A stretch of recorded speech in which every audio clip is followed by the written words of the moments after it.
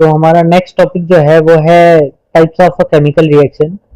ये chemical reaction हम देखने वाले हैं। केमिकल रिएक्शन कितने टाइप की हो सकती है या क्या क्या उसकी क्लासिफिकेशन हो सकते हैं, किस किस बेसिस पे हम उसे बांट सकते हैं अलग अलग टाइप्स में। तो हम एक पहले रफ स्केच देख लेते हैं हम कितने टाइप्स में एक इक्वेशन को बांट सकते हैं। तो चलते हैं एक स्केच की तरफ। तो सबसे पहले क्लासिफिकेशन टेबल बना लेते हैं फॉर रिएक्शन टाइप।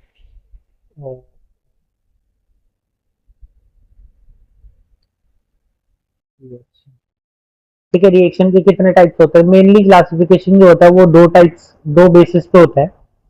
ठीक है, दो बेसिस कौन कौन से हैं? ठीक है, दो बेसिस होते हैं हमारे पास। एक बेसिस होता है on the basis of heat,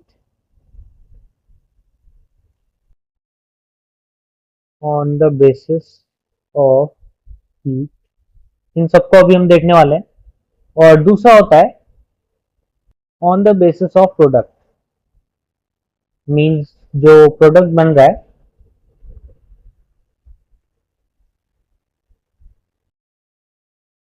please थोड़ा राइटिंग को इग्नोर करना क्योंकि मेरे लिए भी थोड़ा नया है। तो हीट के बेसिस पे किसी भी केमिकल रिएक्शन के दो टाइप होते हैं। एक होता है एक्सोथर्मिक, एक रिएक्शन होती है एक्सोथर्मिक और दूसरी होती है एंडोथर्मिक।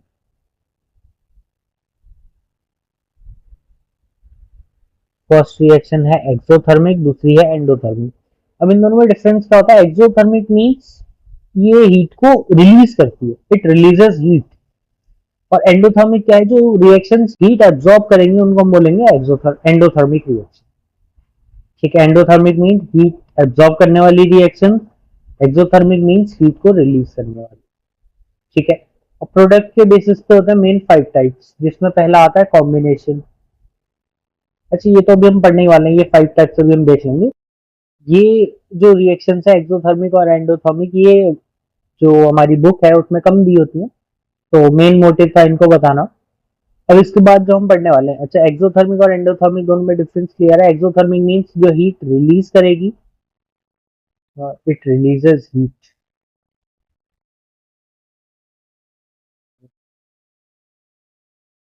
इट रिलीजेस हीट, ये हीट को रिलीज करेगी। एंड इट एब्जॉर्ब, ये एब्जॉर्ब करेगी हीट को। ठीक है, एक्सोथर्मिक एब्जॉर्ब करेगी, एंडोथर्मिक सॉरी एंडोथर्मिक एब्जॉर्ब करेगी, एक्सोथर्मिक रिलीज करेगी। अब हम नेक्स्ट बेसिस पढ़ लेंगे हमारा on the basis of product. इसके बेसिस पे मेनली 5 टाइप्स हैं जिनके नोट्स मैंने पहले ही बनाए हुए हैं, तो हम उसी में देख लेते हैं।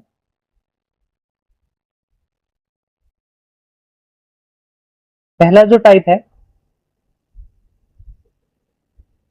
पहला टाइप रहने वाला है हमारे पास कॉम्बिनेशन रिएक्शन। ठीक है, कॉम्बिनेशन का मीन्स ये होता है कि वो दो कोई भी रिएक्टेंट जो होंगे या जो भी रिएक्टेंट्स होंगे, दो हो दो से ज्यादा हो, वो आपस में क्या होंगे? कंबाइन होंगे and they forms a single product. वो सारे क्या करते हैं? एक सिंगल प्रोडक्ट बनाएंगे। मीन्स एक रिएक्शन है, लेट सपोज करो, ये एक एग्जांपल दिया हुआ है जिसमें एक रिएक्टेंट है ए, वो रिएक्ट कर रहा है रिएक्टेंट बी से, और दोनों मिलके एक प्रोडक्ट बना रहे हैं ए बी। मीन्स क्या है? दो रिएक्टेंट है या दो से ज्यादा भी हो सकता है, मीन्स सी को भी हम इंक्लूड कर सकते हैं एक जनरल रिएक्शन के लिए। और ये दोनों मिलके क्या बना रहे हैं? प्रोडक्ट बना रहे हैं ए बी। मीन्स कोई दो या दो से ज्यादा रिएक्टेंट मिलके एक प्रोडक्ट बना रहे हैं, तो ऐसी रिएक्शंस को हम क्या करते हैं? Combination reaction. ठीक है, अब इसके कुछ एग्जांपल्स हैं। जैसे एक एग्जांपल हम थोड़ी देर पहले ये देख चुके हैं जब हमने एक केमिकल रिएक्शन बैलेंस की थी, वहां पे हम ये एग्जांपल देख चुके हैं। उसके अलावा भी एक एग्जांपल है, that is quick line calcium hydroxide plus water and it gives calcium hydroxide CaOH whole twice. ठीक है, जैसे हम कॉमन लैंग्वेज में स्लैग लाइन बोलते हैं, चूने का पानी। ठीक है, ये क्विक लाइन है, मीन्स चूना पाउडर, इसमें हमने पानी मिलाया और ये क्या बन गया? चूने का पानी, यानी कि स्लैग लाइन। ठीक है, ये एक रिएक्शन है जहां पे दो रिएक्टेंट मिलके क्या बना रहे हैं, एक प्रोडक्ट बना रहे हैं। कंडीशन भी सेम रहेगी, when two or more real substance combine to form a single product। जब दो या दो से ज्यादा, यहाँ पे सब्सटेंस की जगह हम रिएक्टेंट लिख सकते हैं, दो या दो से ज्यादा सब्सटेंस आपस में रिएक्ट करेंगे और वो मिलके एक प्रोडक्ट बनाएंगे, तो उसको हम क्या कहेंगे, एक सिंगल प्रोडक्ट बनाएंगे, तो ऐसी रिएक्शन को हम क्या बोलेंगे, कॉम्बिनेशन रिएक्शन। ठीक है, नेक्स्ट नेक्स्ट है डिकम्पोजिशन रिएक्शन। डिकम्पोजिशन और कॉम्बिनेशन दोनों जस्ट अल्टरनेट है। मींस कॉम्बिनेशन में क्या था, एक प्रोडक्ट, अच्छा एक जनरल फॉर्म से ले लेते हैं, ये रिएक्शन हो रही थी, मींस दो रिएक्टेंट मिलके एक प्रोडक्ट बना रहे थे। अब इसमें क्या है, जस्ट उल्टा है। इसमें क्या होगा, एक सिंगल प्रोडक्ट होगा, सॉरी एक सिंगल रिएक्टेंट होगा, वो स्प्लिट होगा दो या दो से ज्यादा रिएक्टेंट में। ठीक है, इस टाइप से A B gives A plus B. अब ये जो ब्रेक डाउन है, मींस ए का, सॉरी ए बी का ए प्लस बी के फॉर्म में जो ब्रेक डाउन है, वो अलग अलग मेथड से होता है। ठीक है, तो पहले डेफिनेशन देख लेते हैं। A reaction in which a single compound break down into two or more simpler substance। ठीक है, जिसमें एक सिंगल कंपाउंड, अब हमने यहाँ सिंगल कंपाउंड लिया A B, break down into two और मोर सिंपलर सब्सटेंस। अब किस किस्म ब्रेक हुआ, वो ए और बी के फॉर्म में, मींस ये जो है वो ए बी की सिंपलर फॉर्म्स है, उनमें क्या हुआ, ब्रेक हुआ। अब ये जो ब्रेक होना है, मींस ये जो डिकम्पोजिशन है, ये डिकम्पोजिशन क्या होता है, अलग अलग टाइप से हो सकता है। अलग अलग टाइप से मींस अलग अलग मेथड से। इसको थोड़ा इरेज कर लेते हैं, जिसको नोट करना हो वो पॉज कर ले, एक बार पॉज करके नोट कर लेना। ठीक है, अब जैसे ये डिकम्पोजिशन था ए बी से ए प्लस बी बनना, ये जो डिकम्पोजिशन था वो अलग अलग मेथड से कैरी होता है। अलग अलग मेथड से मींस अलग अलग सब्सटेंस को हम यूज करें, सॉरी अलग अलग टाइप से हम एनर्जी को यूज कर सकते हैं इसमें। ठीक है, जैसे एक एग्जांपल है, थर्मल एनर्जी को हम यूज कर सकते हैं, इलेक्ट्रिसिटी को यूज कर सकते हैं, और लाइट को यूज कर सकते हैं फॉर डिकम्पोजिशन। तो जब हम डिकम्पोजिशन के लिए हीट को यूज करेंगे, ठीक है, हम जैसे यूज करते हैं, पहले वो लिख रहे हैं, हीट, इलेक्ट्रिसिटी,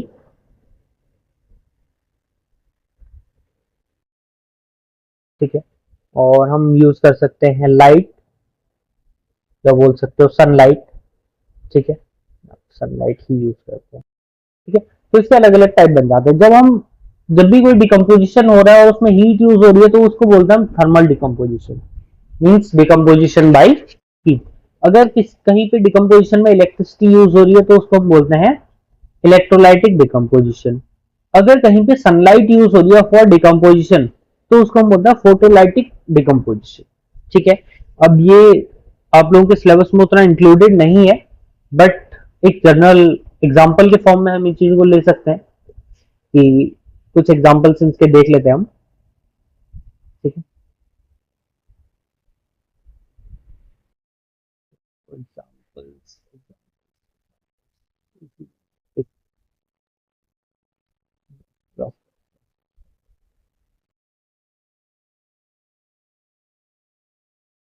ठीक है, तो उसमें फर्स्ट हमारा क्या था, थोड़ा सा कलर डार्क करते हैं।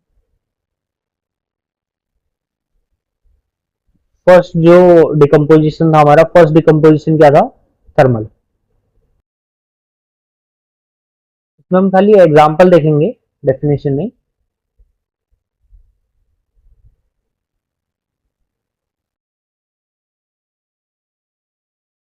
ठीक है, थर्मल डिकम्पोजिशन हम कहाँ यूज करते हैं, जहाँ हम कैल्शियम कार्बोनेट का डिकम्पोजिशन करते हैं, मीन CaCO3। जब भी हम कैल्शियम कार्बोनेट को क्या करते हैं, हीट करते हैं। अच्छा, अब यहाँ पे हम हीट का सिंबल यूज करेंगे। जब भी हम कैल्शियम कार्बोनेट को हीट करते हैं, तब उस कंडीशन में क्या होता है, ये रिलीज करता है calcium hydroxide, sorry calcium oxide and carbon dioxide. ठीक है, जब भी क्या करते हैं, हम कैल्शियम कार्बोनेट को हीट करते हैं। कैल्शियम कार्बोनेट को अगर सिंपल लैंग्वेज में बोले, तो चूने का पत्थर। ठीक है, जो चूने का पत्थर होता है, हार्ड होता है, उसको अगर हम हीट करते हैं, तो हमें क्या मिलता है, चूने का पाउडर, मीन्स क्विक लाइम और कार्बन डाइऑक्साइड गैस। ठीक है, ये तो हो गया थर्मल डिकम्पोजिशन। सेकेंड हम बात करते हैं इलेक्ट्रोलाइटिक।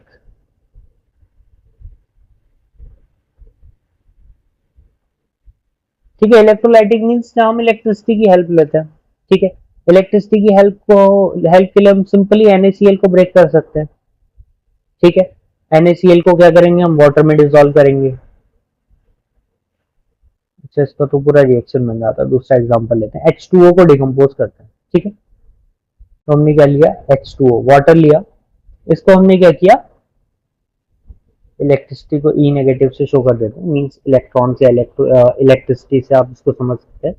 तो H2O को जब भी हम इलेक्ट्रिसिटी की प्रेजेंस में रखेंगे तो ये क्या होगा, अलग अलग इलेक्ट्रोड्स में अपने अलग अलग इफेक्ट शो करेगा। मींस ये एक इलेक्ट्रोड में हाइड्रोजन गैस प्रोड्यूस करेगा और दूसरे इलेक्ट्रोड में ऑक्सीजन।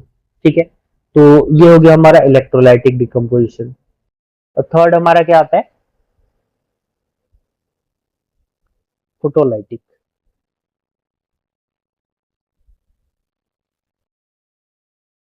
ठीक है, फोटोलाइटिक डिकम्पोजिशन में मेनली जो एप्लीकेशन है उसका, जो पुराने कैमरे होते थे ना जिनमें रील्स यूज होती थी, तो वहां पे क्या यूज होता था, AgBr, सिल्वर ब्रोमाइड। ठीक है, तो जो हमारा सिल्वर ब्रोमाइड है, ठीक है, ये सिल्वर ब्रोमाइड क्या आता है, जब भी हम इसे सनलाइट की प्रेजेंस में रखते हैं या यूवी लाइट की प्रेजेंस में रखते हैं, तो हमेशा यूवी लाइट की प्रेजेंस में क्या होता है, ये क्या होता है, दो अलग अलग पार्ट्स में स्प्लिट हो जाता है। अलग अलग पार्ट्स में स्प्लिट होने का मीन्स क्या है, सिल्वर और ब्रोमीन जो दोनों पार्ट्स हैं, वो दोनों पार्ट्स क्या क्या हो जाते हैं, अलग अलग सेपरेट हो जाते हैं। ठीक है, सेपरेट होने का मीन्स क्या है कि ये जो अलग अलग आयंस हैं वो अलग अलग आयंस में कन्वर्ट हो जाते हैं। जैसे सिल्वर एक पार्ट बन जाएगा और Br2 मीन्स ब्रोमीन जो गैस है वो अलग पार्ट बन जाएगी। अब जहां पे अब ये कैमरों में कैसे यूज होता है, जैसे सिल्वर ब्रोमाइड की एक फ्रेम है, ठीक है, लेट्स सपोज तो ये पूरी फ्रेम है। ठीक है, अब इस फ्रेम में क्या होगा, कहीं से सनलाइट आई या लेंस जो था, लेंस से सनलाइट आई, अब वो सनलाइट क्या करेगी, Ag और Br दोनों को अलग अलग करेगी। सॉरी, थोड़ा कलर वीक हो रहा है। ठीक है, Ag और Br दोनों को क्या करेगी, अलग अलग करेगी। ठीक है, अब अलग अलग करने के बाद क्या करेगा, जैसे यहाँ पे से मान लो अलग कर दिया, ये स्पॉट बना दिया उसने, तो जितना भी स्पॉट में सिल्वर बना होगा वो अलग दिखेगा, बाकी स्पॉट जिसमें AgBr होगा वो अलग दिखेगा। ठीक है, तो इसलिए वो कैमरा जो होते थे पुराने उनमें यूज होता था। अब हम चलते हैं अपने टॉपिक की तरफ। ठीक है, जो था डिकम्पोजिशन। ठीक है, हमने टाइप्स ऑफ डिकम्पोजिशन भी देख लिए। ठीक है, हमने टाइप्स ऑफ डिकम्पोजिशन देखे, उनके एग्जांपल्स देखे। अब हम अपने अगले टॉपिक की तरफ चलते हैं, जो कि डिकम्पोजिशन के बाद आता है डिस्प्लेसमेंट। ठीक है, और डिस्प्लेसमेंट रिएक्शन क्या है, डेफिनेशन देख लेते हैं पहले डिस्प्लेसमेंट की। A more reactive element displace a less reactive element from its compound. ठीक है, अब इसमें हमारा मेन जो रीजन आता है वो आता है रिएक्टिविटी का। ठीक है, कौन ज्यादा रिएक्टिव है, कौन कम रिएक्टिव है, ये थोड़ा सा हमें ध्यान में रखना पड़ेगा। और इसमें है क्या, जो हाईली रिएक्टिव एलिमेंट है वो हमेशा लोअर रिएक्टिव को क्या करेंगे, उसके जो कंपाउंड है उस कंपाउंड से हटाएंगे। जैसे यहाँ पे एक एग्जांपल है, zinc plus CuSO4 gives ZnSO4 plus Cu। ठीक है, ये रिएक्शन है हमारी। अब इस रिएक्शन को क्या करते हैं, अगर हम देखते हैं तो इसमें क्या आएगा, ये जो जिंक है, सॉरी थोड़ा सा ओपन करके लिख लेते हैं इसे। ठीक है, zinc plus CuSO4 gives ZnSO4 plus Cu। थोड़ा सा स्पेस कम है तो कॉपर नीचे लिख लिया है। तो ये जो जिंक है, जिंक क्या करता है, कॉपर सल्फेट का जो कंपाउंड है उस कंपाउंड में से जो सॉल्यूशन है, उस सॉल्यूशन में से क्या करता है, कॉपर को रिप्लेस करता है और उसकी जगह ले लेता है, मींस उसको डिस्प्लेस कर देता है, कॉमन नॉर्मल लैंग्वेज में बोले तो जिंक क्या करता है, कॉपर को डिस्प्लेस कर देता है उसकी जगह से, और क्या बना देता है, जिंक सल्फेट। मीन्स अब पहले कॉपर सल्फेट था, अब क्या हो गया, जिंक सल्फेट, और कॉपर क्या बन गया, एक इंडिविजुअल मेटल बन गया। ठीक है, अब कंडीशन क्या होनी चाहिए, जो मेटल डिस्प्लेस कर रहा है वो उससे हायर रिएक्टिव होना चाहिए। अगर मैं यहाँ पे इस रिएक्शन को इस टाइप से लिखूं, Cu प्लस ZnSO4, ठीक है, तो इस कंडीशन में कोई रिएक्शन नहीं होगी। ठीक है, अगर कोई कहे कि आपको इस टाइप से कंप्लीट करना है तो आपको सबसे पहले देखना है कि जो इंडिविजुअल एलिमेंट है वो पहले हाईली रिएक्टिव है दूसरे कंपाउंड से या लोअर रिएक्टिव। अगर लोअर रिएक्टिव है तो रिएक्शन नहीं होगी, अगर ये ज्यादा रिएक्टिव है और दूसरा कंपाउंड ज्यादा कम रिएक्टिव है जैसे यहाँ पे था, तो उस कंडीशन में हम क्या कर सकते हैं, उस रिएक्शन को पूरा कर सकते हैं। ठीक है, एक दूसरा एग्जांपल भी है इसका। ठीक है, दूसरा एग्जांपल क्या है, Fe प्लस CuSO4। अब यहाँ पे आयरन भी क्या है, ज्यादा रिएक्टिव है कॉपर से, तो हमारे पास प्रोडक्ट क्या बनता है, FeSO4 plus copper, means iron sulphate plus copper. ठीक है, नेक्स्ट जो पॉइंट है हमारा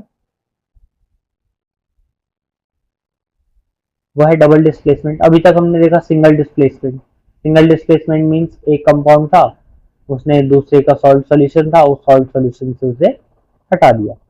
ठीक है, अब हम क्या देखेंगे कि दो सॉल्ट सॉल्यूशंस में, ठीक है, आयंस का एक्सचेंज होता है। ठीक है, एक एग्जांपल है जैसे यहाँ पे BaCl2 plus Na2SO4 plus Na2SO4। ठीक है, अब दो रिएक्टेंट है मेरे पास, दोनों के सॉल्ट सॉल्यूशन है, मींस दोनों अपने कंपाउंड फॉर्म में है। यहाँ पे क्या होता है, जैसे जो ये बेरियम है और सोडियम है, ठीक है, यहाँ पे मेन फैक्टर काम करता है वैलेंसी का। वैलेंसी का फैक्टर मींस अगर हम इन सबको क्या करते हैं, इंडिविजुअल देखते हैं, तो बेरियम की वैलेंसी कितनी है, 2। क्लोरीन की अगर इंडिविजुअल एक एलिमेंट की वैलेंसी देखेंगे 1। अगर मैं सोडियम की वैलेंसी देखूंगा तो सोडियम की वैलेंसी होती है 1, और SO4 जो है उसकी वैलेंसी होती है -2। यहाँ पे सॉरी 2 भी बोल सकते हैं या इधर क्लोरीन का 1 हो जाएगा,